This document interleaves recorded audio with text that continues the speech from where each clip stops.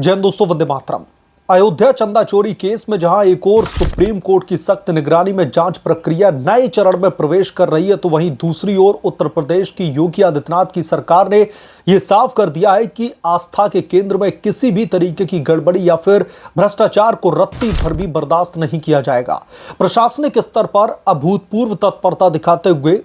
योगी की सरकार ने जांच को पूरी तरह निष्पक्ष और पारदर्शी बनाने के लिए अपनी पूरी ताकत को झोंक दिया है। मामले की गंभीरता को देखते हुए सुप्रीम कोर्ट के दिशा निर्देशों के पालन में उत्तर प्रदेश की सरकार नई विशेष जांच टीम यानी कि एसआईटी के गठन के लिए 3 वरिष्ठ और तेज तर्रार आईपीएस अधिकारियों का नाम अदालत के समक्ष पेश कर रही है, जिसमें लखनऊ रेंज के आईजी किरण एस, अयोध्या के डीआईजी सोमेन वर्मा और अयोध्या के एसएसपी गौरव ग्रोवर शामिल हैं। इससे पहले गठित एसआईटी में प्रशासनिक अधिकारी शामिल थे, लेकिन अब इस मामले में विशेषज्ञ आपराधिक जांच की जरूरत को समझते हुए योगी सरकार ने पेशेवर पुलिस अधिकारियों को कमान सौंपने की सिफारिश की है। और यह कदम दर्शाता है कि सरकार केवल औपचारिकता पूरी नहीं कर रही है, बल्कि गहराई में जाकर के दोषियों को बेनकाब करने के प्रति पूरी तरीके से प्रतिबद्ध है। जिसने भी भगवान राम के दर पर उनके घर में सेंध लगाने की कोशिश की है या फिर सेंध लगा भी दी है,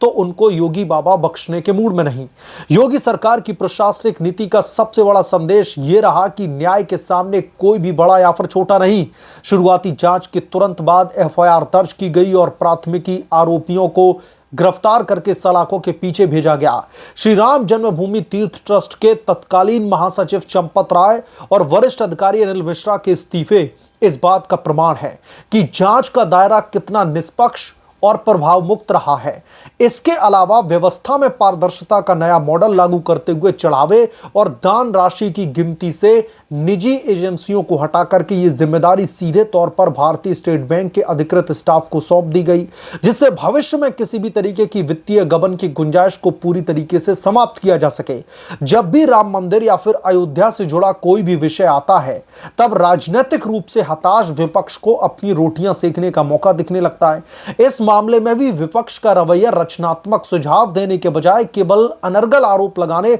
और करोड़ों श्रद्धालुओं की आस्था को ठेस पहुंचाने वाला रहा। अखिलेश यादव ने इस मामले में आग में घी डालने का काम किया, ये नहीं जो इस बात से इंकार किया जा सकता है। लेकिन जब से ये मामला सुप्रीम कोर्ट में पहुंचा, विपक्ष मान के चलिए एक तरीके से अपंग हो गया। जो दल और नेता का कल तक राम मंदिर के निर्माण और उसके अस्तित्व पर ही सवाल उठाया करते थे, आज वो इस संवेदनशील विषय पर राजनीति करने में जुटे हुए हैं। विपक्ष की मंशा कभी भी सच सामने लाने की थी ही नहीं, बल्कि प्रशासनिक व्यवस्था को कटघरे में खड़ा करके माहौल बिगाड़ने की रही है। हालांकि योगी आदित्यनाथ की सरकार की पारदर्शी जांच, त्वरित गिरफ्तारी और सुप्रीम कोर्ट के साथ में पूर्ण सहयोग ने विपक्ष के तमाम बेबुनियाद बयानों और साजिशों की हवा निकाल दी है। जनता अब यह साफ देख सकती है कि एक तरफ केवल शोर मचाने वाला हताशा से भरा हुआ विपक्ष और दूसरी तरफ न्याय और व्यवस्था स्थापित करने वाली दृढ़ इच्छा शक्ति। जांच प्रक्रिया को गति देने के साथ साथ अयोध्या मंदिर परिसर के सुचारू संचालन और सुरक्षा व्यवस्था को भी विशेष ध्यान रखा जा रहा है। मंदिर निर्माण और रखरखाव में लगे एलएनडीटी डेटा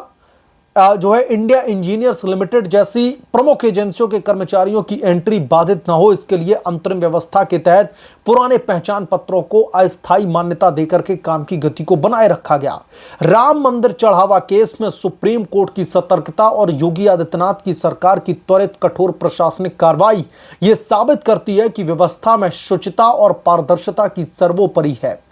जहां एक तरफ विपक्ष अपनी घटिया राजनीति से इस पावन धाम की साख पर आंच लाने की नाकाम कोशिश कर रहा है, उस पर लांछन लगाने की कोशिश कर रहा है, तो वहीं दूसरी तरफ सरकार की नियत और त्वरित कार्रवाई ने यह सुनिश्चित कर दिया है कि दोषी चाहे कितना भी प्रभावशाली क्यों ना हो, उसे सजा जरूर मिलेगी। राम भक्तों का भरोसा अदालत और राज्य सरकार के इस साझा न्याय चक्र पर पूरी तरीके से कायम है। अब दोस्तों, सबसे दिलचस्प बात यह है कि सुप्रीम कोर्ट ने इस मामले में जब से दखल दिया है, योगी सरकार को एक अपडेटेड एसआईटी टीम की गठित करने की बात कही और तुरंत योगी आदित्यनाथ ने 3 ऐसे तेज तर्रार अधिकारियों के नाम सुझाव के तौर पर सुप्रीम कोर्ट में पेश कर दिए। उन्होंने साफ तौर पर यह भी दिखा दिया कि इस मामले पर योगी आदित्यनाथ की सरकार कितने बड़े लेवल पर संवेदनशीलता को कंसीडर करते हुए, लोगों की भावनाओं का सम्मान करते हुए, क्योंकि करोड़ों हिंदुओं की आस्था का सीधे तौर पर सवाल है और जिसका फायदा उठाने की कोशिश कहीं ना कहीं राहुल गांधी, अखिलेश यादव, अरविंद केजरीवाल, ममता बनर्जी या फिर एक ही लाइन में यह कह लीजिए कि समूचे विपक्ष ने उठाने की कोशिश की। समूचा विपक्ष हिंदुत्व पर एक ऐसी चोट करना चाहता था जिसे यह लगता था कि अगर इस मुद्दे को उन्होंने इस मौके पर अगर भुना लिया तो 2027 के विधानसभा के चुनाव में अपनी एक राजनीतिक पैठ हम जमा पाएंगे। अपनी राजनीतिक पैठ जमाने के बाद में जो एक खास समुदाय का जो वोट है, जो एक तरफा सीधे सीधे योगी आदित्यनाथ को जा रहा है, उसमें हम सेंध लगा पाएंगे। लेकिन यहां पर समझने वाली बात यह है कि योगी आदित्यनाथ के इस मामले में परिपक्वता ने, योगी आदित्यनाथ की एक तरीके से इस मामले में जो उन्होंने एक्टिविज्म दिखाई है कि चाहे कोई भी बना रहे, जिसने भी हिमाकत की है राम मंदिर में भगवान के दर में चोरी करने की, उसको बख्शा नहीं जाएगा। और सुप्रीम कोर्ट को भी योगी आदित्यनाथ ने यह साफ संदेश दे दिया है कि हम भी इस मामले में झोल डाल करने के लिए तैयार नहीं है। हम भी चाहते हैं कि इस मामले में जो सच्चाई है वो बाहर निकल करके सामने आए और इसलिए अपने वो जो बेस्ट रिसोर्सेज हैं पुलिस डिपार्टमेंट में, उन लोगों को एसआईटी का हिस्सा बनाया ताकि एक एक करके जांच के जो भी दायरे में अभी तक लोग हैं उनसे सब कुछ निकलवाया जा सके। जिसमें टिन्नू यादव का नाम बहुत ऊपर आता है क्योंकि टिन्नू यादव इंटेरोगेशन के टाइम पर बहुत कुछ धीरे धीरे कहीं ना कहीं उगलता दिखाई दे रहा है और अब ऐसा कुछ बोल रहा है जो पहले ये बोलता था। और उसकी पत्नी का भी स्टेटमेंट आया था, हमने देखा था।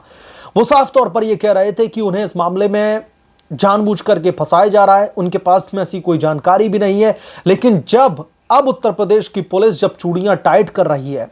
जब उनसे इंटेरोगेशन की जा रही है, सच्चाई निकलवाई जा रही है, तो बहुत कुछ सामने आ रहा है। और मैं इस मामले में किसी को डिफेंड ही नहीं करना चाहता, चाहे वो चंपत राय हो, चाहे फिर वो गोपाल राव हो, चाहे डॉक्टर अनिल मिश्रा हो। जिसने भी इस मामले में भगवान राम के दर में सेंध लगाने की कोशिश की है या फिर सेंध लगवाई है, उसे सजा मिलनी ही चाहिए,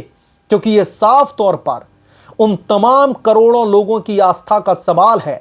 जो भगवान राम के मंदिर में जाकर के अपना दिल खोल करके चढ़ावा चढ़ाते हैं,